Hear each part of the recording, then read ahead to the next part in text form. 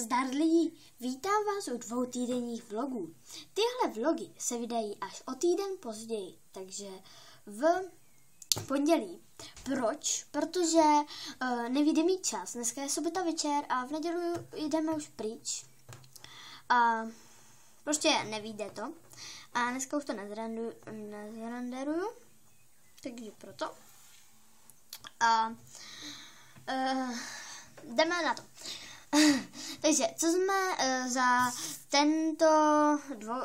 tyto 2 týdny natočili? Natočili jsme Kapy Hospital 1 a Kapy Hospital 2. Víc času jsem neměl, natočil jsem za ty 2 týdny 2 videa, ano, vím to. Prostě neměl jsem ten čas, prostě škola mě honí, ještě je týden přede mnou teď a vážně to nejde. A teď točím vlastně ten My Freezo točím a My Fantastic Park. A zastavil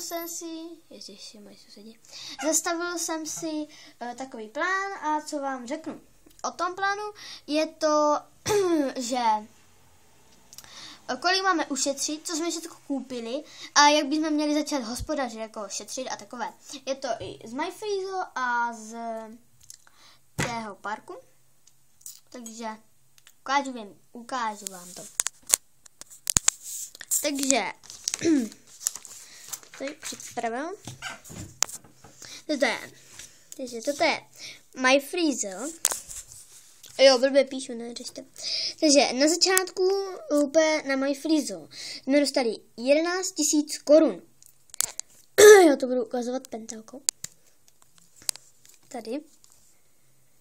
11 000 korun. Potom ohrady a výšky. Jo, já se debil. Vyšly na 6 000 korun. Nás vyšly. Potom stánky. Nás vyšly na 3 200 korun. Potom jsme dostali finanční podporu 3 000 korun. A potom cesta, jako myslím ta písečná cesta, tak ta stála, tam bylo 250 kusů jsem nakoupil za asi 300 korun, nevím to jistě. A potom nám zbylo 181, ale ještě jsem vybral z toho ze stánku, takže jsem ušetřil. Jo, zbylo mě prostě na My Freezo 1801 korun, ale jsem vybral ze stánku peníze a tím pádem jsem ušetřil a no prostě bylo mě 181 korun, ale vybral jsem ještě z těch stánků, takže to se započítá do toho. Jo, já jsem taky téma, tak a ještě musím ušetřit 9819 korun. OK. Vypadá to, že to píše červeně, a mě tam obrazovka, co si úplně počká. Se zdá, kdyby to bylo úplně růžové. Úplně jednu chvíli to bylo růžové. To je jedno. Jdeme na My Fantastic Park. Takže na začátku jsme dostali 11 000 korun. Myslím.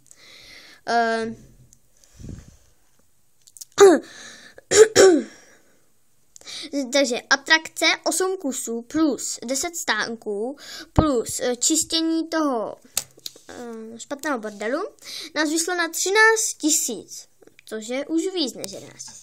Ale dostali jsme podporu 5 000 za úkoly, se to? Teď nevím prostě.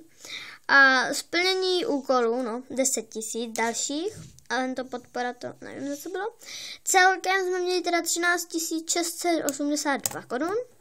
Ušetřit 10 000 korun, protože stanice, já jsem A já bych vám to neměla říkat, to je překvapení. Koupil jsem takovou budovu, nebudu vám říkat co.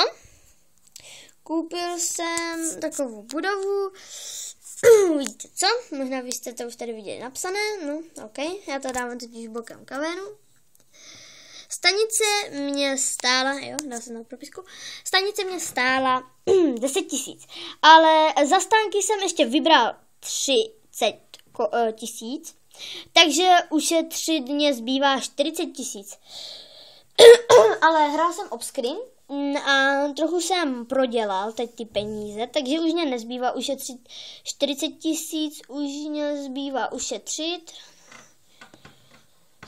7 000, protože jsem kupoval tu budovu a ještě jsem plnil úkol.